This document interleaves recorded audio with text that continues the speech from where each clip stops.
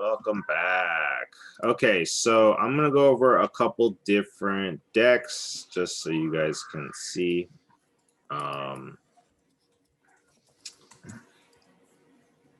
Is deck short for anything, or is it actually just called a deck? It's not like a declaration or anything, is it? That's a good question. I never thought of that. I think it's just deck. I'm not sure. I'm not the expert. Okay. Let's see. So this is a proposal to a restaurant that was done. Literally just messaged them on Instagram. Oh, talking about them makes me want to eat it right now. So this is a fried chicken sandwich place in San Francisco that is like delicious. Like it was like literally the best that I've ever had. And this we discovered them after like going to like 4 or 5 different places, and anyways, it was during I think April or May or something like that, maybe June, but everything was shut down, and so I wasn't doing any video work, and just kind of really pondering what I wanted to do, and I just impulsively was like, because I had no interest in jumping into the restaurant niche, and I just impulsively sent them a message on Instagram and was like, I love your sandwich, so if you want a free commercial, like let me know. And they were like, and here's my website, and they were like, oh, like we would love that, to talk about that. So we had a call, and then I just kind of went through the whole discovery phase with them and just getting to know them and finding out they had a marketing budget and all that stuff, and just pitching some ideas, and they loved it. So I ended up making a deck for them. So this is that proposal. Basically, one thing I like to do with my decks now is I like to have goals on there, like right in the beginning, like basically showing a company that I have a specific, actually multiple goals to achieve by working with them. And so for this one, it was building their brand, creating sales, and then building up their community, right? Those are the 3 goals that I identified from our discovery call that they needed. Then I did 3 hot takes, which was 3, after doing research, like 3 parts and the call with them, 3 elements about their business that they can promote. You know what I mean? So one is the size of the sandwiches. They're freaking massive. Like they're genuinely like. Amen. I think we should take a moment to appreciate Hedgie's Hots. God damn it! Now I got to fly to San Francisco. But these sandwiches are like look at how big this is compared to her hand. You know. Wow. I mean, cool. people literally leave comments like that. This is double portion. Like they don't eat it in one. It's massive. Anyways, they're super delicious. And so size is one. Spice is another, because they have a bunch of spicy ones, and then like the flavors are very unique, you know, and people who like spice would really love it. And then the other thing was just the idea of secret sauces, like secret ingredients, because every sandwich they have has like a different sauce and like a different, you know, flavor profile, and something that makes it special, you know. Did they put a Cheeto in that one? Yeah, just saw something. Their red. hot Cheeto one. They do, and they made their own Cheeto dust, hot Cheeto dust for the breading, because they found out that using actual Cheeto dust would clump up and get like all messed up. So they just top it with it, but they actually fry their chicken with a proprietary Cheeto dust. It's ridiculous. But so we basically came up with these 3 elements of the brand that we would push. And then I did mock-ups based on the first one was size. I came up with a copy, which I'm really proud of this copy. I think it's a good copy. Big Meats Tasty, very simple, but it fits their brand. And I took a Photoshop, you know, I took the background out on one of their Instagram photos, and then the idea was that for these Instagram ads that the sandwich would come towards you and like break the screen, you know, so it looks like your phone broke because it's just oversized, it doesn't fit on the screen. You know, just did mock-ups, whatever. And then what we did was I put together the offerings, which is the free, which is what I offered. And then 1,500 for changing the aspect ratios, right? And then we charged $3,000 for 5 videos, which is basically just edits for each, you know, one concept, you know, or one day of shooting, and then you get all these different videos out of it. P is for probe. So basically the idea behind this, so this is just like some general pricing, but then we came up with other pricing, which, you know, to show them that we could do way more, and then also just if they're interested. So one of them was with the probe lens, so 7,500, and then I even did links on YouTube to show them what it looks like, you know, the video if they've never used a probe lens. Then we had another idea, which was like, I didn't really like that one. And then we did one which was really fun that we didn't put a pricing in here, but we told them it would cost like $100,000 or something, which is basically to let them know that, hey, it gets way more expensive, so you should be like excited about the cheap stuff.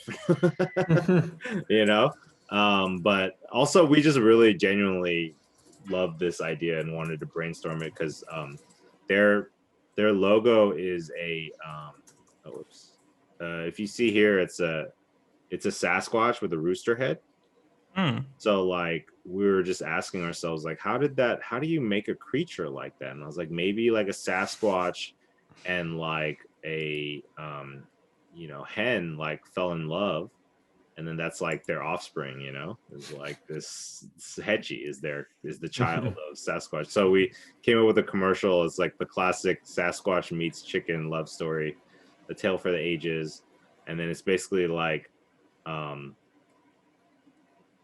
it's like, yeah, just making a fake Bigfoot video. And then the idea was like Bigfoot is walking, and then the concept for the commercial is what happens after this shot, like the famous Bigfoot shot, like what happened after that. And he hears like a caw, it's like a little chicken, and then they look at each other, and it's like all of a sudden Barry Manilow starts playing or something, and they're like falling in love, and then you know, feathers are flying in the air and all that stuff. And so we just had fun with it. We knew they weren't going to go for it, but we just wanted to let them know that it could get way more pricey. So what you're getting is a good deal. I've got a question in regards to your fonts and colors. Is this something that you put together yourself, or is it to reflect their website and their own existing marketing? This was already a deck. I think the color was already orange, and their color is orange, so it just worked out perfect. Awesome. But I did change it to blue for their other company. And then this page, I add those other ideas that kind of like what I mentioned to Henry, is like just to say, hey, I do other things. And so I let them know we could do a full marketing campaign. We could do a Yelp review campaign. We could do community action stuff. And then, yeah, then get in touch with us. So they ended up, you know, spending, I think, maybe about $5,000 in videos. And then also, you know, I got a $10,000 retainer for doing like consulting for them, for like basically just sitting in on their marketing meetings and giving them ideas for videos and things like that, and being part of the marketing team. So, and that came from a message on Instagram just saying, do you want a free video?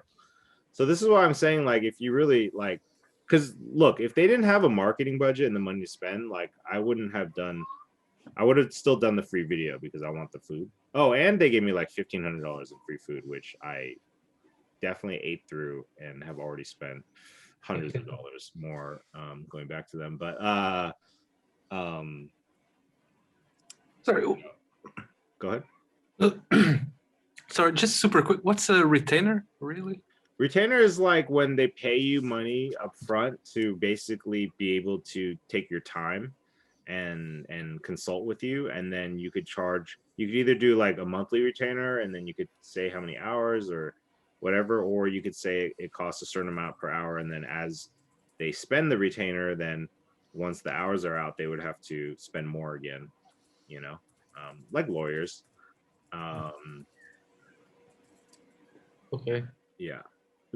People aren't going to really pay you a retainer unless you really know a lot about marketing and you could really give them a lot of advice and kind of coach them a little bit. So it's probably a little bit later for you guys that you can consider that as more of a primary option, you know? Did you offer up the retainer role to them, or did they inquire about it? Yeah, I offered it to them because I was like, these guys need a lot more help and consistent work. And so I told them like, look, you can get the video for free, but if you want to, if you want me to consult for you, then it has to be like a retainer. And, you know, they've definitely gotten more than their money's worth because I've done so much shit for them. I really believe in their company. So, okay, here's another one that I helped. I helped a company that I was consulting for that they're in LA. They do like creative trailers and stuff like that. They've done a lot of big trailers for movies. But the market in Hollywood for this stuff, the budgets keep going down and down, and then they wanted to you know, branch out into getting like startup companies as like, all right, let's do this. 3, 2. Oh, this was the deck that, or this is the sizzle that I had them make for the startups.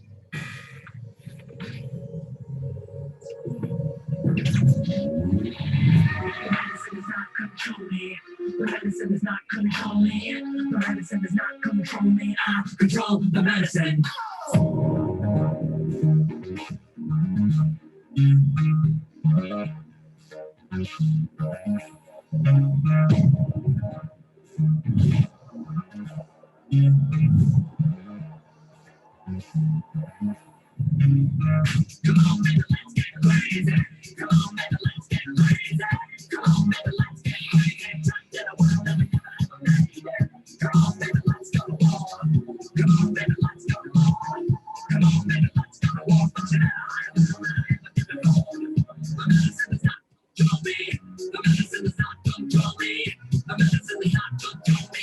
Control the medicine.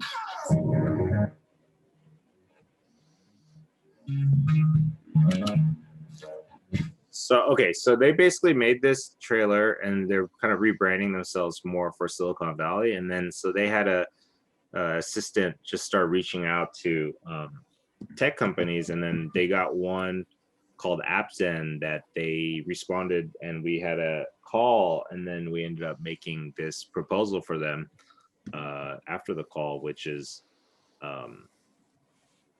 using a template and then basically talking about sales, finding their voice, kind of based on what they were talking about they needed to do.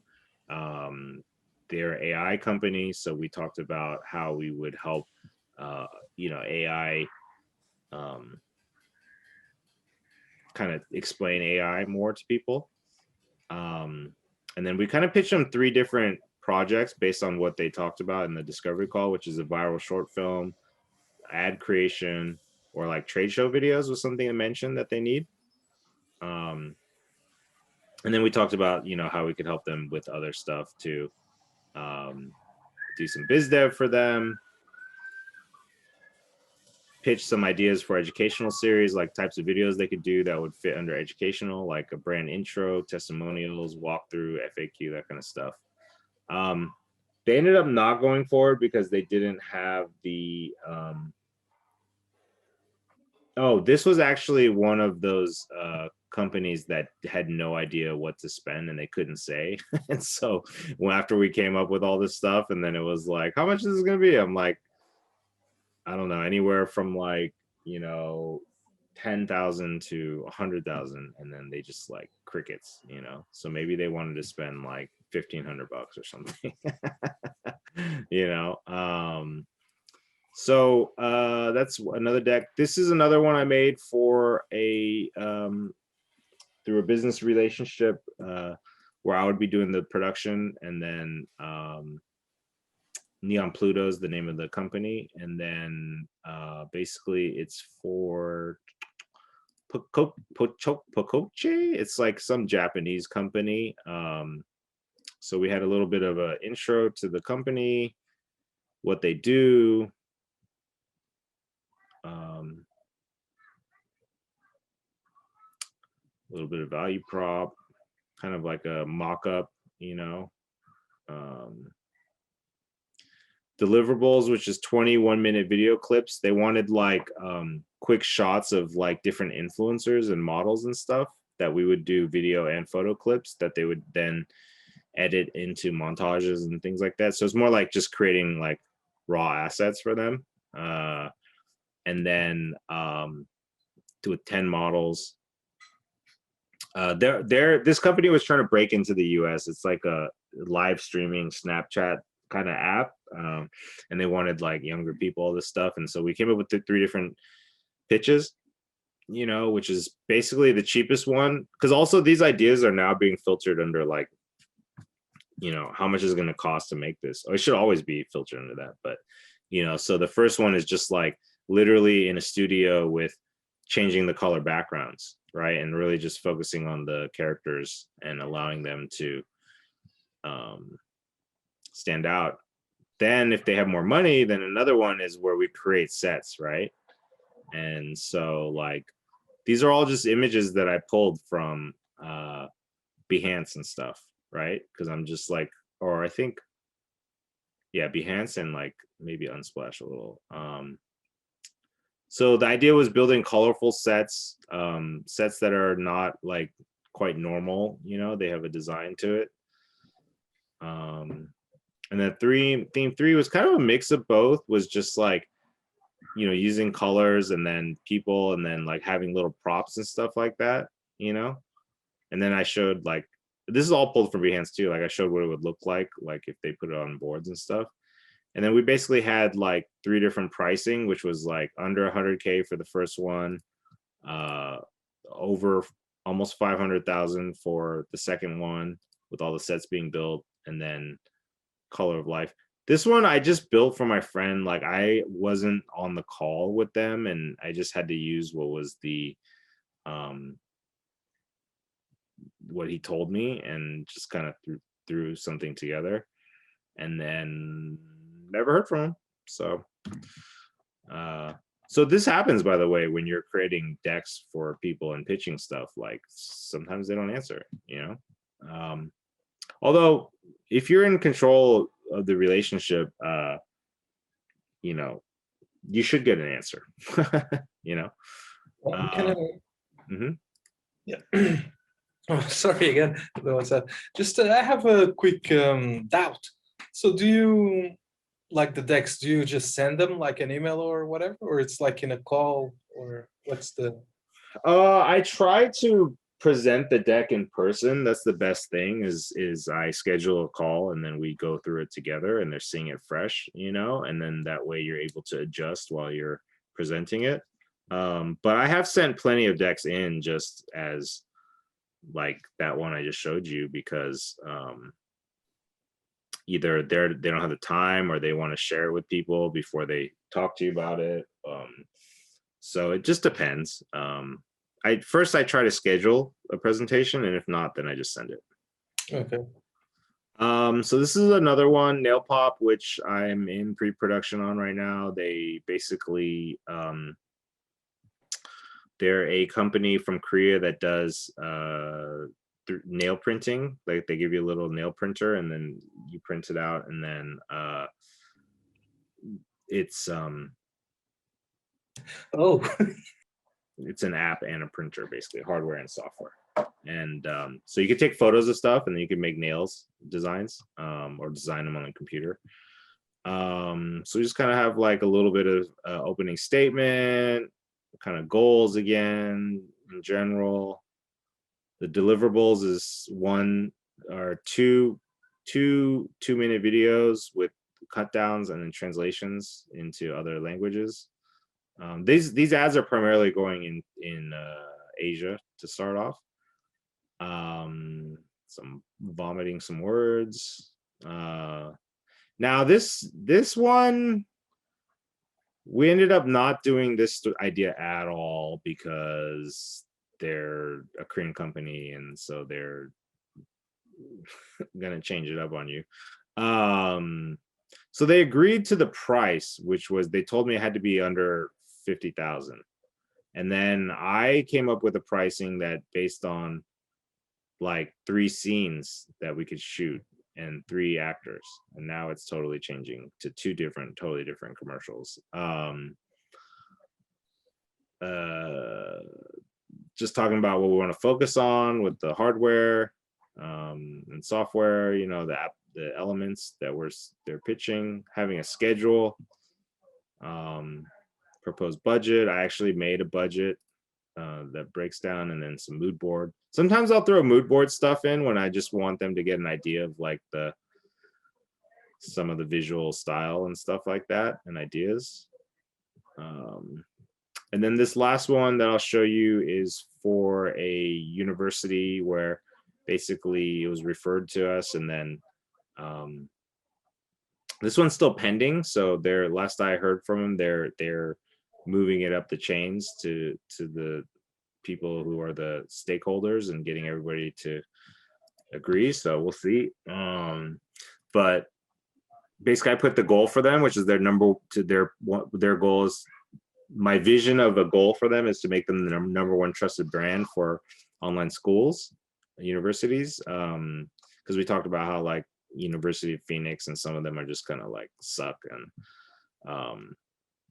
you know, basically the goal of I created 4 essential goals for their content, talking about how the content works, plant to nurture harvest, funnel,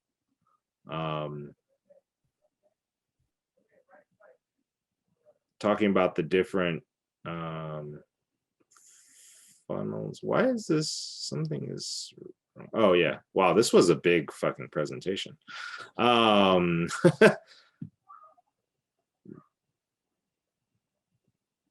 Okay, so when we talked about like the problem, because they're doing ads, so they need a lot of content and they need to change it and stuff. And so we talked about how we have a solution for them, which is plan once, shoot once, and then edit many times. So that would actually get us more work on the back end anyways, right?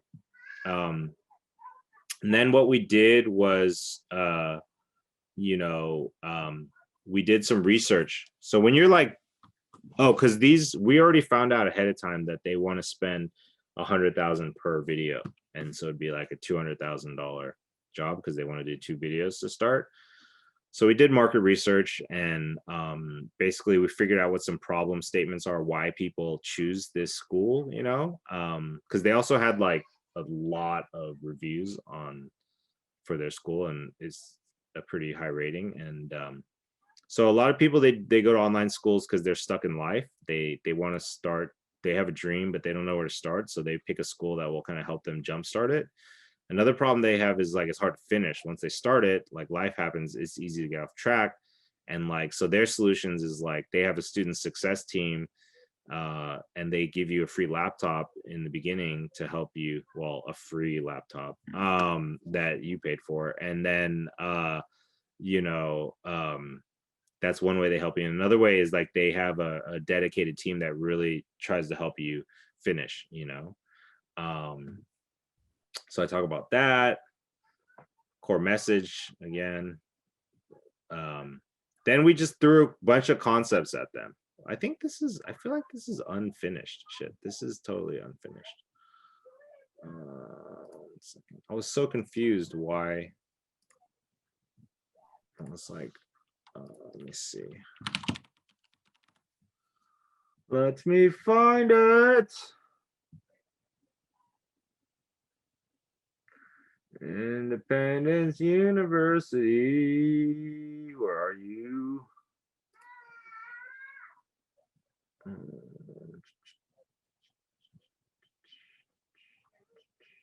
Any questions so far while I'm digging this up? Let me see. About on your first pitch, you had the goals listed for the chicken burger place. Cheese Hots, yeah. Yeah, Mhm. but like you said, you kind of more recently started doing that.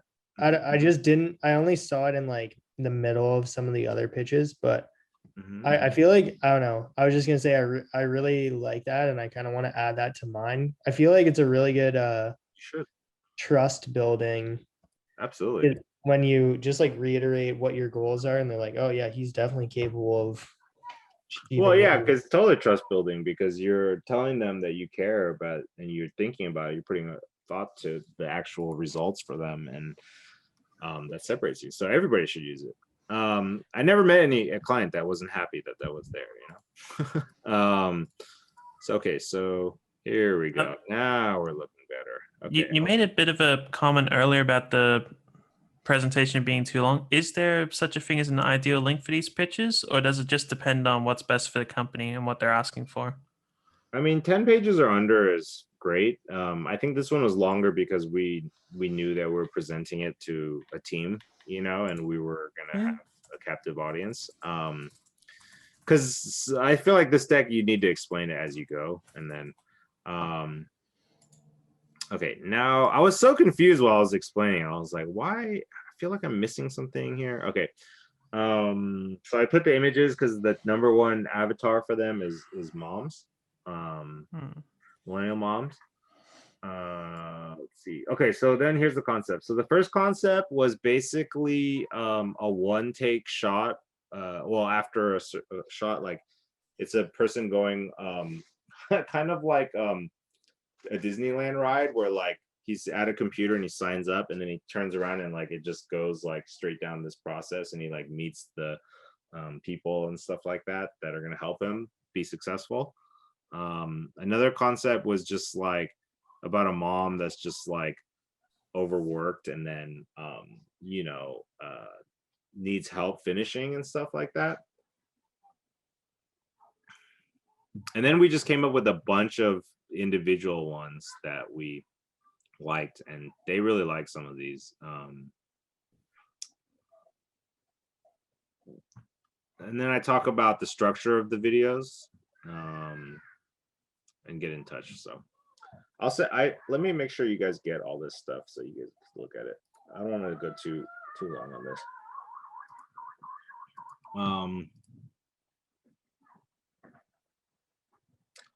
Okay.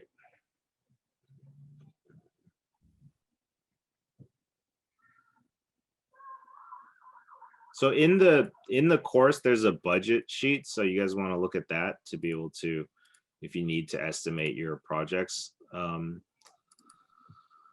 you know, basically like, you know, using variable pricing to win a deal is really valuable, you know, like being able to, show them a low, medium, high, and then that way they could kind of pick what works for them, you know. But your minimum needs to be your actual minimum, right? Like even if they pick the smallest package, you need to be happy with that. Like you don't want them to be like, oh, like I hope they don't pick this low budget one, you know, because I can't do it. You know, you want to make sure that you actually will do it, you know. Usually the medium budget is where you're going to stack a bunch of extra features and try to make it as enticing as possible.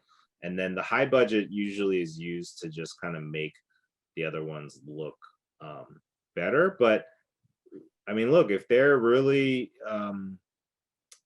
excited and they have the budget, you can go for it. I mean, one person that I'm working with right now, he started off with a client that it was supposed to be like a $50,000 pitch, and then after like kind of coaching him through like what questions to ask and all that stuff, and creating a proposal.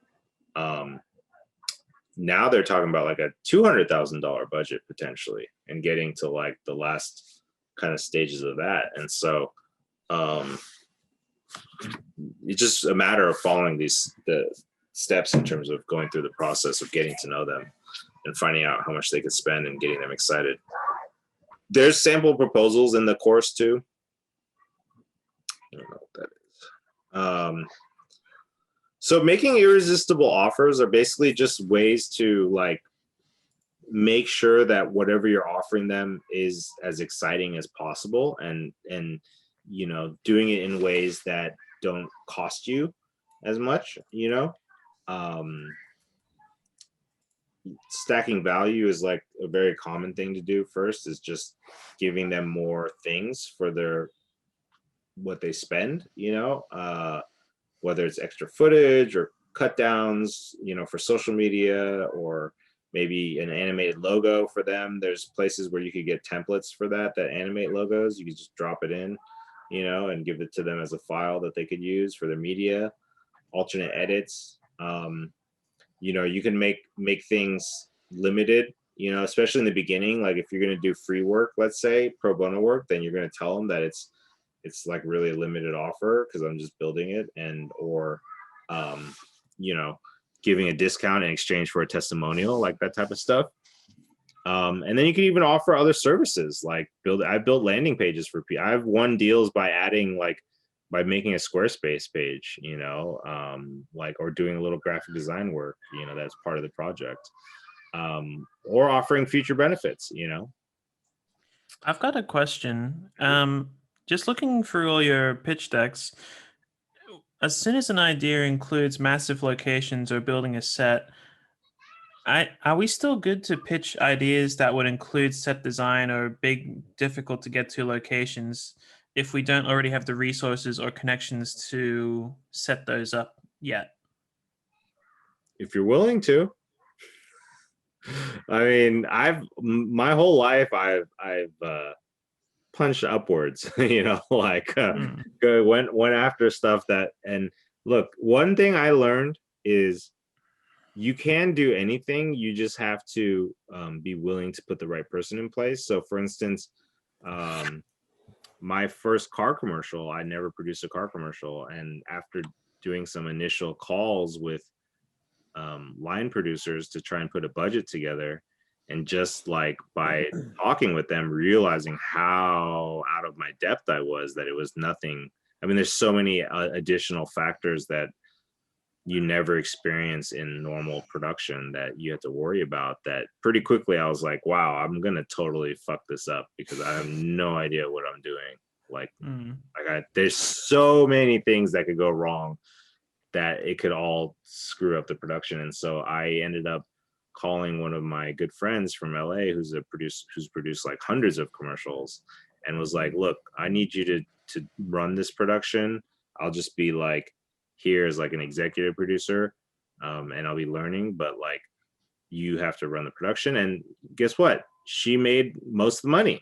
I mean, that's part of the deal, right? Like I basically paid her really well and wasn't greedy, and just made way less money than her, just so that I can guarantee that I had a really solid production. And guess what? I can do it myself now because I learned everything I needed to from that. And so it was like paying her to, number one, watch my back and make sure I don't, because when you're like in the 6-figure range on a project, like making a miscalculation on something can become devastating, you know, like you just can't, like you have to be more conscious. And so you work your way up to it. But if you happen to find yourself in uncharted waters, then yeah, you need to just use as many resources to find the people who will help you, you know.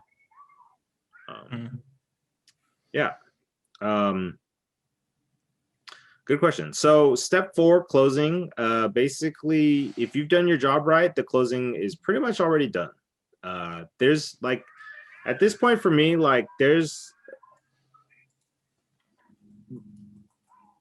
no like drawn out moment of, oh my God, is this happening or not? Or like, you know, how do I ask them to go forward? Like it's you've already had you've already gone back and forth plenty of times where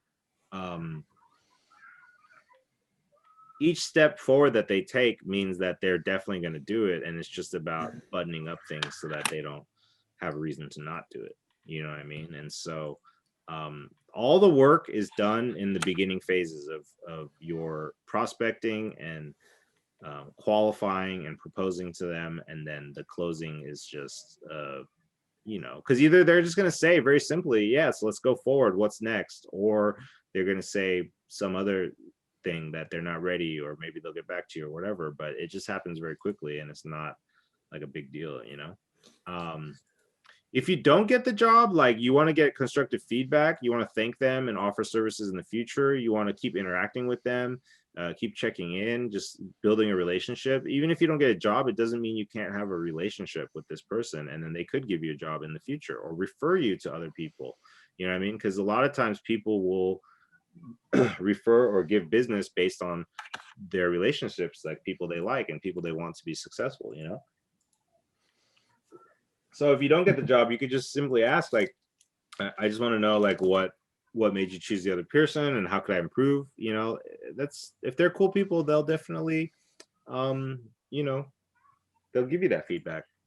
So when you get the job, then basically you're going to send them a contract, they're going to sign it, you're going to collect a check or a wire or a deposit or whatever, and then you move on into the project management phase, you know. So we talked about the Dream 100 already. You know, you want to start reaching out to people, cold messaging, and adjust it every 5 to 10 people. You know, and you just have to start doing it.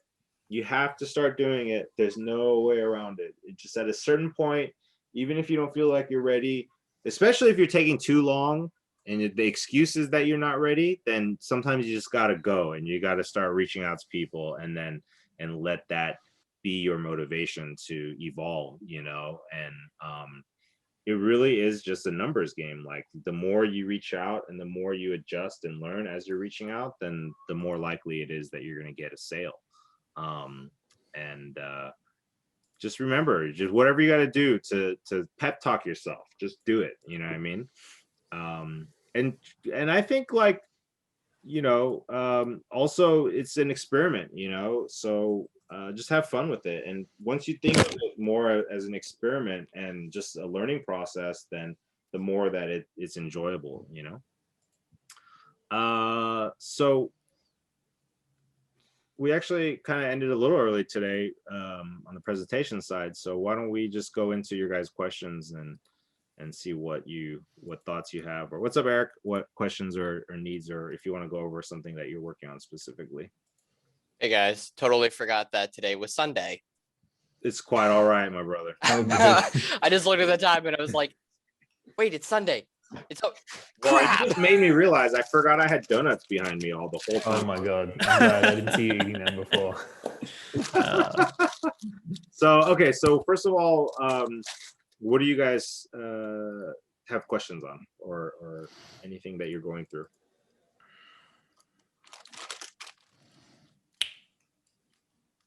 Just quickly on your one of your last points, you said when, you know, they say yes, you accept a deposit and you get them to sign a contract. Is there any, like, what would you say, like, a deposit of 50% is good, or 50%? And is there anything that's like too far out, or like any reason, I don't know, just basically just as soon as they're down, you get the deposit and contract, you send that over basically? Too far out in the sense of, like, waiting, or what do you mean too far? Yeah, well, I don't know. Like, is there any reason you would do it at a different time? I'm just because, like, I've never accepted a deposit before, or I've never. I mean, usually I tell them I don't start the work until I get a deposit. So now you will start the work a little bit, but definitely I don't show up to film until they pay, you know. Right. Sometimes, like, look, for jobs like $1,000 or, you know, $1,500, like, you could just ask for all the money up front. You know what I mean? You could just be like, Right. this is a fee, just pay it. Usually like 5,000 or more, I think getting half up front starts to be more like what people want to do, but sometimes like when I'm feeling frisky, I just ask for the whole thing up front to see if I could get it. I'm like, they're like, no, we're not going to give you $400,000 up front. We're going to give you half. I'm like, but I need it all. But actually in reality, once the budgets get bigger, you do need more of it, because actually, like, for instance, if you're doing an $800,000 job, $400,000 is not enough money to cover the expenses to do the freaking job. And so I've had nightmares in the past where I had to fight for each payment. And so we had to put in the contract, like, half up front, 25%, before shooting. And then I got to stay on their ass to make sure that they're sending that money, or, 25% or the balance or whatever upon, within 30 days of production, so I can make sure I could pay my guys and stuff.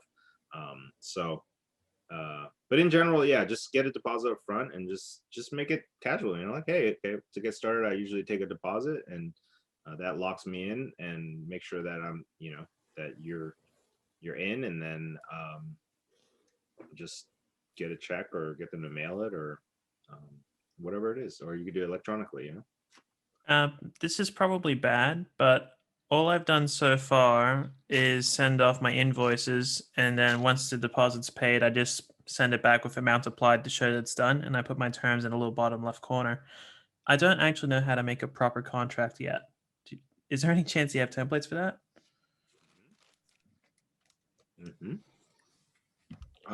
There's one in the course, I think. It's in the course, I believe. Yeah. But I also have a folder with just a bunch of freebies that should have the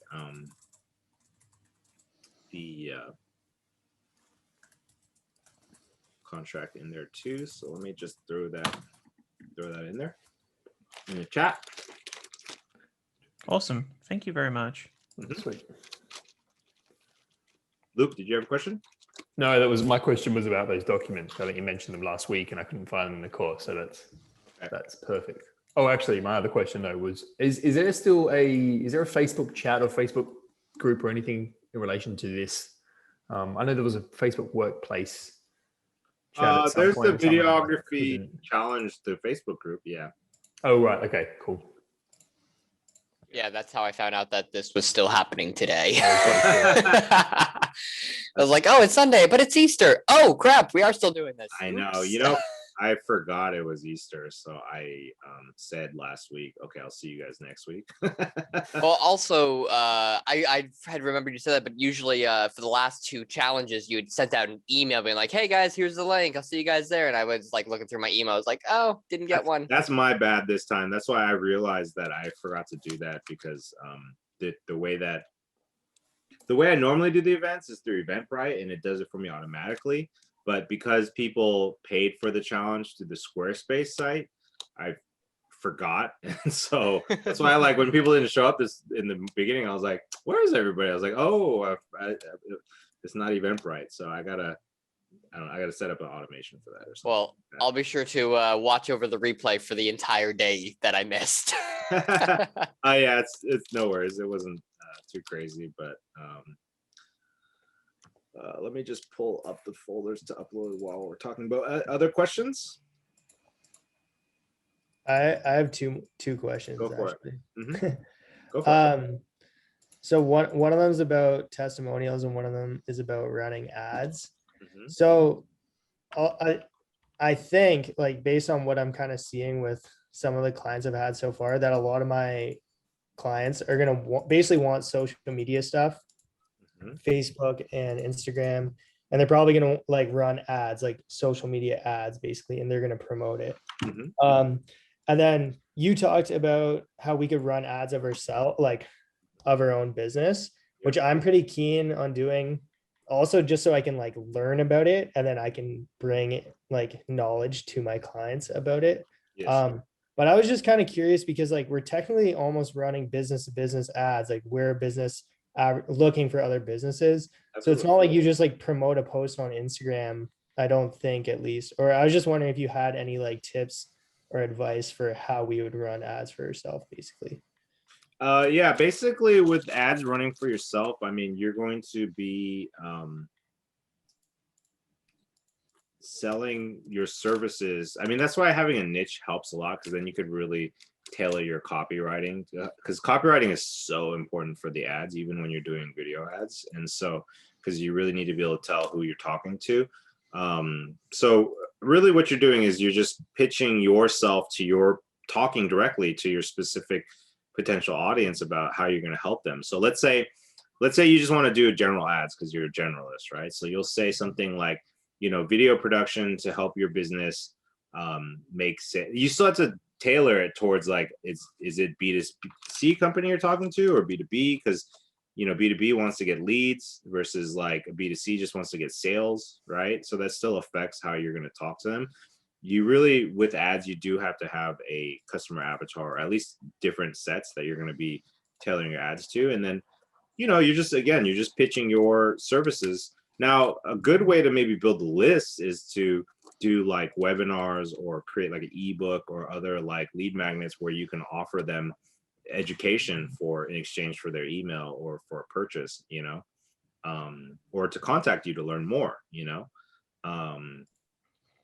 The ads thing, I'm actually trying to put together some people who'd be willing to invest in them so that we could run experiments running ads for businesses.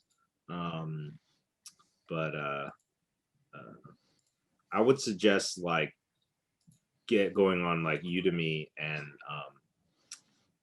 Coursera or something like that, and just signing up for like a cheap Facebook ads course that's, you know, B2B basically, because they're gonna break it down so much better in terms of putting what needs to be done and how to set it up, you know. Yeah, and then it's also like an investment for your business because you can share that knowledge with clients essentially. Mm-hmm.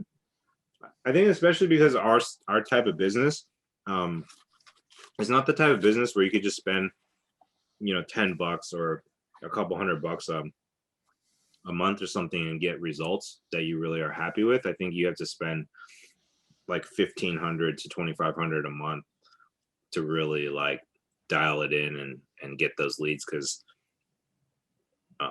you know, when you're going through Facebook or Instagram, those leads are like worth $1,500 to $5,000 at least, you know what I mean, for the type of people that you're going to get responding, potentially like the right people. So you're going to have to spend more to get them. It's not like an impulse buy where you could just slap up like a really cool t-shirt design and somebody's going to buy it, you know what I mean? Like it's a process where you have to interview them and get to know them. So therefore, if the project is worth thousands of dollars, then you're going to have to spend that similar on your monthly ad spend, you know, to start. And then would you say like a call to action would be the contact, like get in touch with me? Yeah, schedule a call. And sorry, just to reiterate what you're saying, like, because I feel like that'd be a good suggestion for clients as well. But if they're paying for a video that they want to promote that's $3,000, you would suggest doubling that in terms of like the actual ad set, like promoting it. Yeah, in general, that's what people do. I think at least double. They could do 10 times the amount, you know, it just really depends on what their budget is, but I would say the minimum is double. Like if I do a commercial that's 100,000, then usually that means they're spending at least $1 million on the ad spend. So, because they, you know, if you could get an asset that's just 10% of your ad spend and it serves for you to get all your sales, then that's a pretty good deal for them, you know.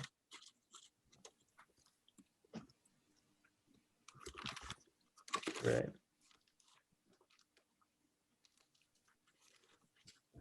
Cool. Any other questions? You guys are easy today. I have just a quick one that I thought of now. Go for Just it. talking about the copyright and Facebook ads and stuff. I've been, I don't know, bouncing or thinking about it and stuff. Do you suggest doing it? Do you present yourself as that kind of service provider as well, or does that hurt your For running specialty? ads? Yeah. I think it's fine to present it. I just personally don't myself much, just because at least in the commercial world, you know, they got serious big companies dealing with that stuff. So I would offer it to more like a startup or a smaller mid-sized company. But even then, like, I'm happy to refer it to somebody else, just a partner or a friend, because I don't think it's a headache I want to deal with. I'm already pretty busy, and but when you're starting off with smaller companies, I think the smaller the client, like if they're doing like less than $10,000 per project or whatever, like it's pretty feasible for you guys to take that on yourselves by just bringing on somebody that you subcontract, and just making sure that they know what they're doing, and that so you don't have to deal with it. And just kind of take that whole business and offer it as like your services, because definitely the more that you can offer the full 360 experience, I think the more you could close deals for sure. Okay. And do you mention also the copywriting? Copywriting is something I would invest in learning in general, just because good copywriters are really expensive, and it takes time to go back and forth, right? But if you know how to copyright yourself, like it's going to add so much value to everything you do, how you market yourself and how you help your clients. And you could do these things like super quickly. You know what I mean? I'm not even the most amazing copywriter, but I've studied it enough that I can put some things together, and it really helps when I'm making decks and when I'm pitching a client. And like that Big Meats Tasty thing, they ended up using it on all their hashtags and stuff like that. So I would suggest learning it, because yes, you could subcontract for a copywriter. To answer your question though, you could offer any service you want, as long as you're willing to go out and find the person who's going to go out and do it and execute it for you. Okay. Yeah. I've got a question. I know this is kind of like an open-ended and a lot of factors involved, but depending on your your niche and your location stuff. But when it comes to running ads for our own businesses, in your experience, have you found a big difference in getting results between different platforms? Like Facebook is better than provides better leads than Instagram versus LinkedIn versus Google. What's your personal experience? I mean, for our industry specifically, if you're running ads for yourself, I'd say Facebook is probably the most effective, because you could really target people based on location and like their ability to pay. Instagram, I would say, is probably less effective than Facebook, just because I might be wrong. It might be changing too, the behavior, but I feel like, because we're pitching thousands of dollars for our services, right? And yeah, psychologically, I feel like people are more primed to do that coming from Facebook than they are Instagram, because I don't know if they click on an ad on Instagram being in the mindset. Instagram's really good for artists, but they'll never pay more than 1,000. That's just what I learned from doing music videos for a while. Right. So I feel like there's a certain price range you could get, and definitely certain types of videos, like artists or lifestyle, outdoors, like industries where they really live on Instagram. Like, yes, that's probably a good place to advertise to them. Is general statement, Facebook is probably more better for general, but regardless, if you're doing Facebook ads, you're going to be doing Instagram ads too. So I kind of put them in the same bucket regardless. YouTube is one I'm actually just starting to really dive into, because I feel like that could be a massively beneficial platform, because you could target specific videos, which is like really crazy. And then also the fact that they don't charge you unless they've watched like 30 seconds of the video is like kind of insane to me, because for Facebook, that's true. Yeah, so you're basically making somebody watch a whole commercial before you pay, and they, before you had to pay for that, which is crazy. So if they skip, it doesn't hurt you at all. Versus Facebook, one view is 3 seconds. So somebody could watch that on accident. You know what I mean? Like, that's not, for me. Especially like, if we only make our ads 30 seconds on YouTube. right, exactly. And you can even do a 15-second ad on YouTube. But the point is, I think there's something special about that. And also YouTube is the place where people go to learn. So I feel like depending on what your services are and how you're presenting it, you could definitely get clients. So for instance, like if, let's say your target is fitness people, like I would find a video that says like how to start a fitness consulting business, right? Something that your client is actually searching for themselves.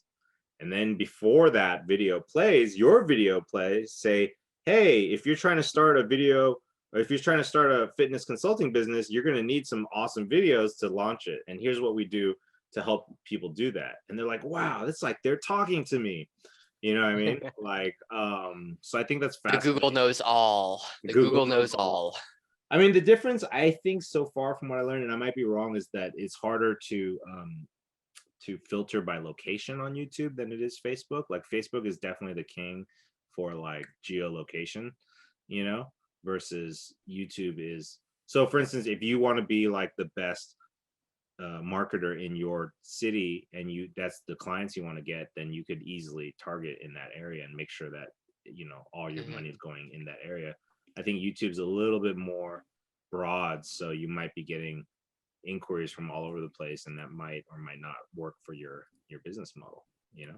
What are your thoughts on trying to use like LinkedIn? Because LinkedIn's first definitely Facebook is great. kind of Yeah, I know a lot of people that do really well with LinkedIn. I think LinkedIn is probably the best. I mean, it's definitely the best for B2B business networking and stuff. So I would definitely. Very expensive. Though. Well, the ads are expensive, but I think the interactions are really worth it. The human interactions. So if you're willing to invest time in doing networking through LinkedIn, I think the benefits are pretty great. Gotcha. Yeah. And the ads too, potentially. I mean, I know LinkedIn is emerging. It's kind of untapped. So right now, like you don't even need to do ads. You could just do it organically and people will see your content. But if you do pay ads, you could probably get pretty good results too, since you're doing B2B stuff. So those are the 4 I would say. And then TikTok is a little bit more of a crapshoot since it's relatively new for the advertising part of it. Great question though. Any other questions? Just one on team management. Mhm. And this is one of the last film projects that I'm still working on, but we started scripting November last year, and life's happened for all 3 of the script writers, including myself, so things are delayed a bit. But now no one's replying to me, and I just need people to get feedback at least on version 2 of episode 2 script, and then we can shoot that as a double feature to do a pilot. Anyway, how do I gently encourage them to, hey, please, we still want to work on this, right? So the best way whenever I want to reach out to somebody and there's something that I want to talk about, but I kind of don't want to talk about it, I just bring up a different subject. Because like they're gonna know that they haven't responded to you. You know what I mean? So instead of being like, hey, like keep poking in the same area where you're saying, hey, here's this thing that we're supposed to be working on. Like, for instance, like if you just send them an article on something else that they're interested in and be like, oh, I thought about you, and it's kind of just keeping contact and letting them know that you're, keeping them top of mind, and then they should naturally, their mind is going to go to the next thing, which is what they owe you or what's missing, so I usually just go a little indirect, and just keep it positive, so it's not like passive aggressive or something like that, like, hey, I found this article on people that are unresponsive. For some reason it made me think about you. Let me know what you think about it.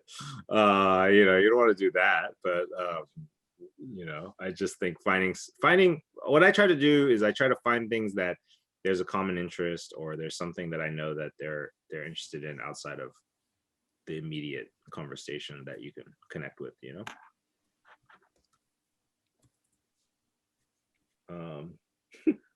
Here's an article on how to respond to somebody within 7 days or less. You should check it out. It's a good article. I'm sure the Onions wrote something like that. Yeah, or like, here, I found Let's 10 see. reasons why people who ignore you are douchebags. I wonder, you're not one of these, are you? So, yeah. Any other questions?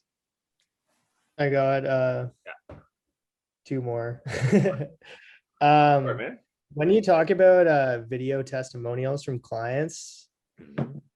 I was just wondering, like, I just did a free filming like for my portfolio, what I was just mentioning earlier, and like I was in contact with the owner of the company, and I was filming it's a ski guiding company, so I was like working with a group of clients and a ski guide, and they were like really stoked on me. Like, it was really sweet. They were like sending me messages saying how like they're stoked to share the word about me, and like they think I'm doing a really good job and I was really professional, Mhm. blah blah blah.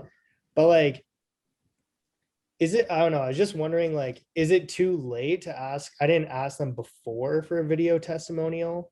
I was wondering, is it too late to ask? And also, if clients are like uncomfortable filming themselves do a testimonial or whatever, can you also just get like, Written is it okay to just testimonials put like fine. quotes or something like that, or like Yeah, written like- testimonial is fine to get a quote. That's totally fine, and it's never too late, because what you would do is you should just say, hey, I've been going through my work. You know, I'm basically getting ready to promote myself and upgrade my branding, and I really am proud of the work that we did together. Is it okay to get a testimonial? You know. And if they say no, you go, why not? But yeah, it's never too late. You could totally do it. Cool. And what's your other question? Oh yeah, my other question was just in regard to like the Dream 100 list that you had us make. So it's kind of cool because like as I was going through it, I never really like thought of all the potential clients, which is pretty cool. But like, so as I said, I'm basically I've done paid freelance work for the past year, let's say, but I was definitely like, I had no idea what I was doing, and I was like very much a generalist. And now I'm trying to like really focus on the outdoor brands, and that's like the niche I've discovered. Mhm. So I'm basically reaching out to outdoor brands so I can rebuild my portfolio for my website. Yep. But I was basically just wondering, like, for instance, like big companies like North Face, Arc'teryx, like whatever, is it like weird if I try and reach out to them and I don't have much work? Or I was listening I mean, to you have to be conscious about, so, you know, it's not weird, but what you would do is you would reach out to them and basically say, like, look, I know you have big marketing things, but if you have a small event, or if there's any initiative, maybe if you're working with a nonprofit, like if there's any project that you could use like a free video for on a local level or whatever, like I'd be happy to do that.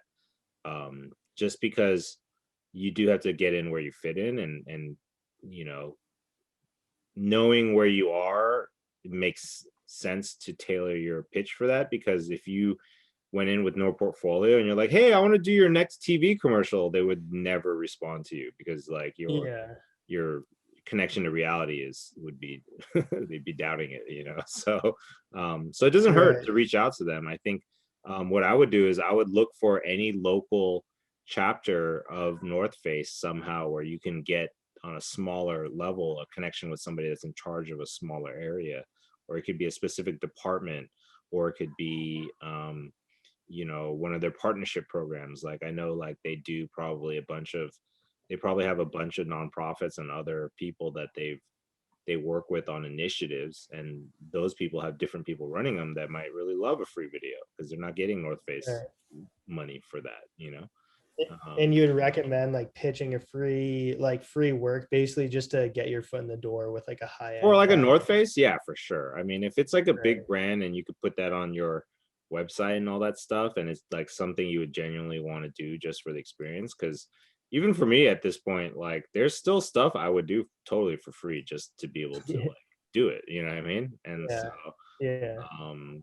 I think people shouldn't be afraid of free work. They should be happy as long as they're, you know, doing it in a conscious manner, you know? Yeah. And then, sorry, just last question Yeah. on this topic. So when you reach out to a big organization like this, in this scenario, in, you know, last week's live call, you mentioned whatever, the layout of how you reach out to people, and it's like who you are and who you do it for. Yeah. So like, if I don't have a list of clients, like I could list clients that I've worked for, but like they're Well, not who gonna you know do it for means you're actually describing their avatar. So I'm not saying Right. like, oh, I do it for, you know, Winkler law firm. I do it for lawyers that are busy and need to like market, right? So you're just describing the characteristics when you say who it's for, you know? Right. Yeah. And like you would leave out the social proof of like these specific companies. Do you know what I mean? Like instead of saying I've worked for Google and etc. And then hopefully one day you can add that I've worked for North Face and Arc'teryx. Exactly. And... Yeah. Just leave it out until you're ready to put it in. Okay, cool. Yeah. Thanks. No problem. And just a quick one on that. Like if you when you're pitching to, let's say, the nonprofit in order to get to North Face, do you just say flat out to the nonprofit, I want to do this for free to get to North Face, kind of thing? No. Just no. Like, I don't care about you. But no, just be like, you can talk about it and say, look, I really love the brand North Face. And because of that, I saw the work that they're doing with you. I think it's really great. I would love to highlight the work that both of you are doing. And then that way you're treating them more as equals, you know? And then afterwards, you could be like, if it's successful, just be like, hey, I would love to, I have some ideas I want to propose to North Face or something, like I want to do more with them. Like, could you refer me to somebody or connect me with somebody that could help me do that, you know? Definitely don't say it before though. Don't do it on the approach, you know? That's like going up to a girl in a bar, be like, I'm gonna talk to you because your hot friend is the one I actually want to date. So don't get too comfy with me, okay? Don't go fall in love with me. I need you to introduce me to her in a little bit. Just to toss in my 2 cents real quick, just because it kind of sparked the idea of something that I'm already working on.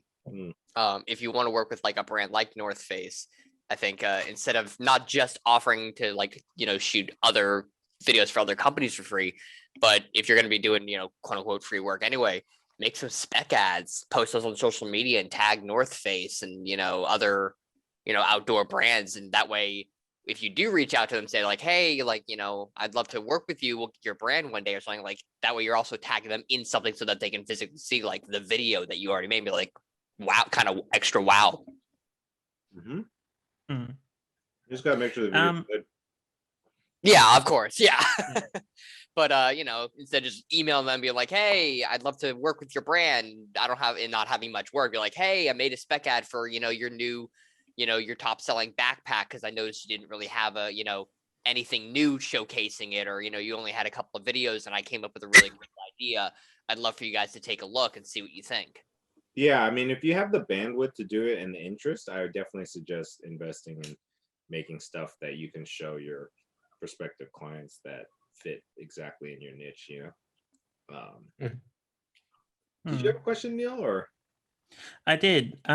Very simple one. Do teleprompters work? Because I've got a client who can't memorize a script, and it's been a bit inefficient. Yeah, use the one that you would connect with an iPhone or something. They're pretty cheap. I think you can find one on Amazon.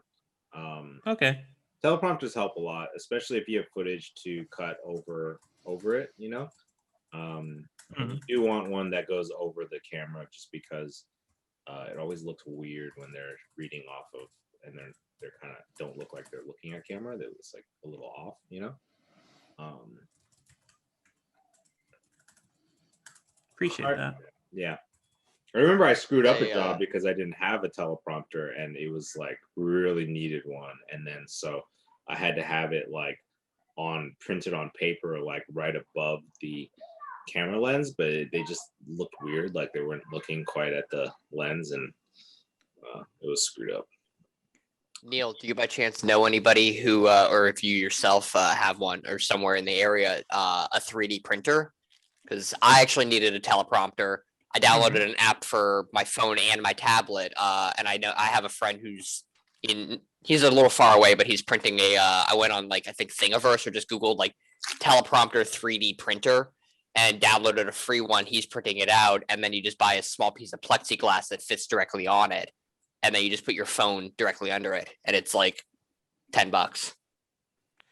I could certainly. I've got two friends that own 3D printers actually, and they're both engineers. That makes sense. But yeah, I definitely would. I would message either of them or both of them. Just ask them, be like, "Hey, you have a 3D printer, right? Like, I've got a small project. How much would it cost?" My friend's he's only charging for the materials, and it's like $15. Yeah, And it's that's super, a good idea. super easy and super cheap, and very easy to do teleprompter. Cool. Thanks, Eric. Yeah, no problem, man. The future. Cool. Any other questions? If I keep eating these donuts, I'm about to 3D print a much bigger stomach on my body. I mean, you can send some donuts down here. I wouldn't say no to a few donuts.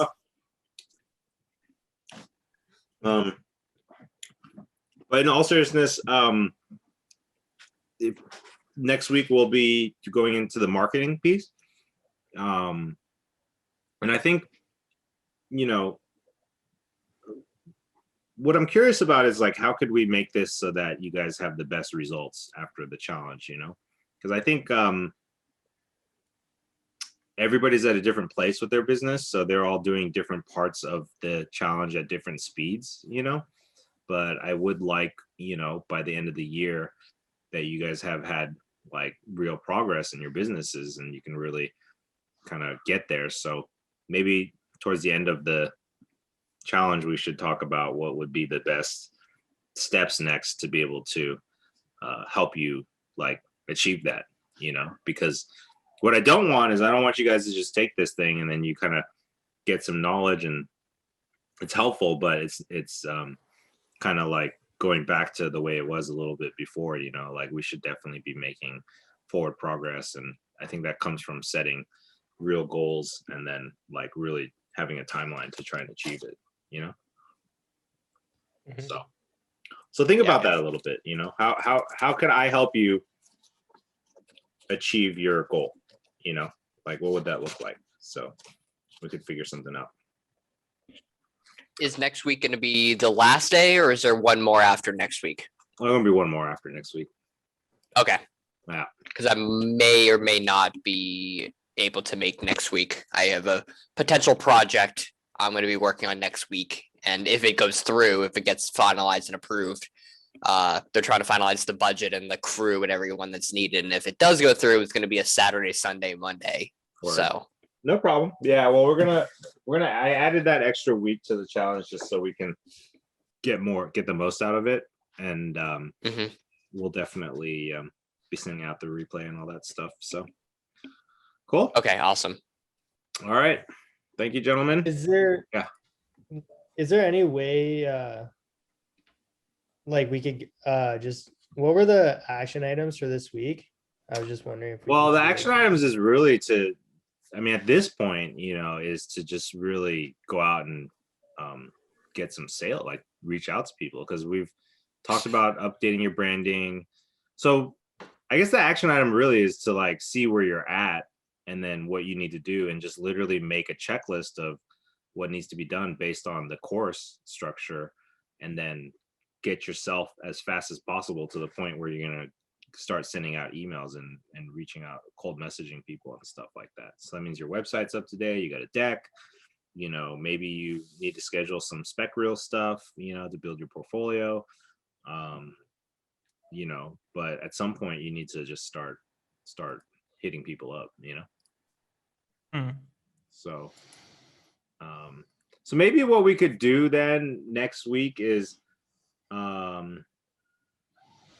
maybe we'll do it on the last day. The last week is everybody should kind of be able to summarize where they're at based on like how far they've gone through their own challenge. And then like we could set goals together moving forward. So that way I could still support you guys through email and through the Facebook group and stuff like that, and kind of move forward from there. So that way, at least when the challenge is over, you have your own like plan set, and then that way it's much easier to hold you accountable and to check on you guys while you guys are doing that. Cool. That'd be good. Yeah, that'd be sweet. All right, let's do it. Good questions, everybody. Really awesome. And thanks for joining. I'll see you guys next week. All right. Thanks, Henry. Cheers, Thank you. Henry. Cheers. See ya. See you guys. Bye.